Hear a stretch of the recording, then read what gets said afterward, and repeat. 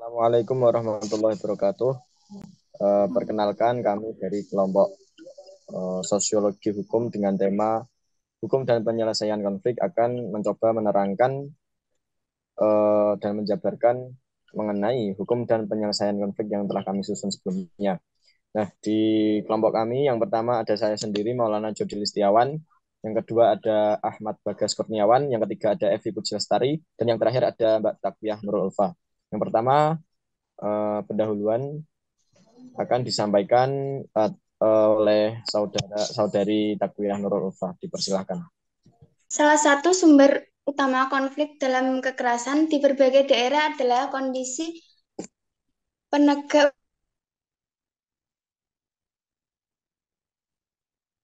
apabila masyarakat lebih memilih menyelesaikan konflik dengan kekerasan karena sudah menjadi suatu kebiasaan yang mendarah daging. Contohnya, apabila terjadi konflik antar suku, mereka akan berakhir dengan ajang pertarungan fisik yang tidak jarang menimbulkan korban jiwa.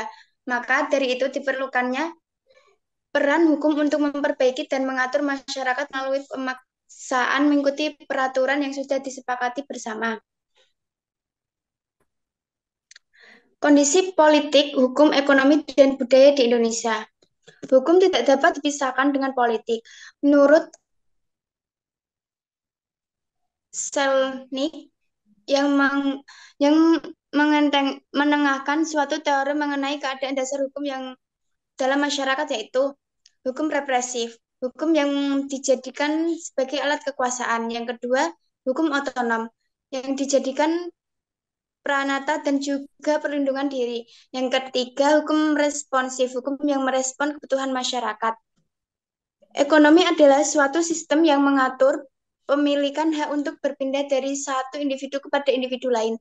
Sedangkan budaya adalah nilai yang berasal dari masyarakat yang berkembang sejalan dengan kesadaran tentang hal baik, luhur, indah, dan sebagainya secara bersamaan yang di dalamnya terdapat nilai-nilai moral, agama, sopan santun, seni, pendidikan, dan sebagainya. Yang selanjutnya adalah hukum dan penyelesaian konflik. Hukum dan penyelesaian konflik merupakan salah satu fungsi hukum itu sendiri sebagai penyelesai masalah.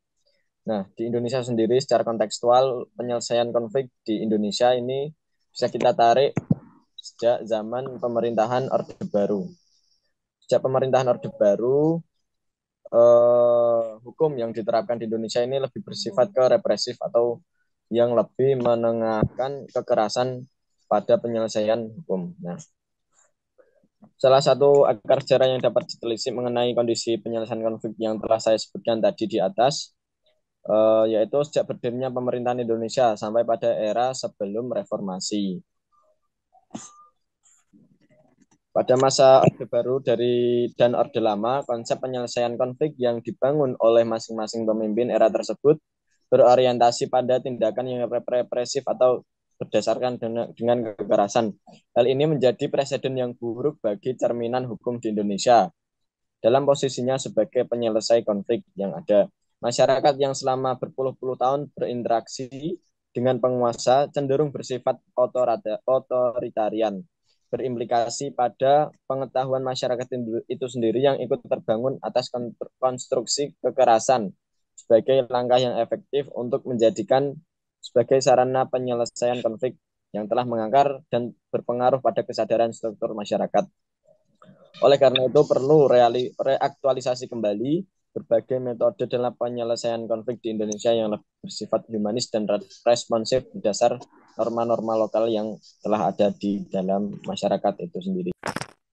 Selanjutnya adalah mewujudkan keadilan sosial bagi seluruh rakyat Indonesia.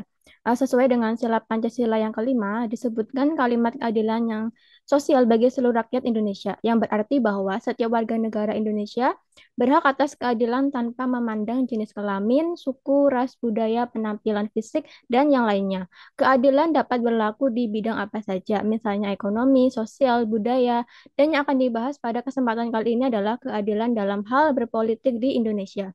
Namun yang berlangsung sekarang, politik hanya dipahami sebagai sarana untuk mencapai dan mempertahankan kekuasaan atau menjadi ajang pertarungan kekuatan dan perjuangan untuk memenangkan kepentingan kelompok. Kepentingan pribadi dan kepentingan kelompok berada di atas kepentingan publik, dan hal inilah salah satunya yang menyebabkan masyarakat menjadi antipati dan abai terhadap keadaan politik di Indonesia. Untuk mengatasi dan memperbaiki keadaan politik di Indonesia, salah satu solusinya adalah dengan mencari akar-akar permasalahannya secara mendalam dan menyeluruh.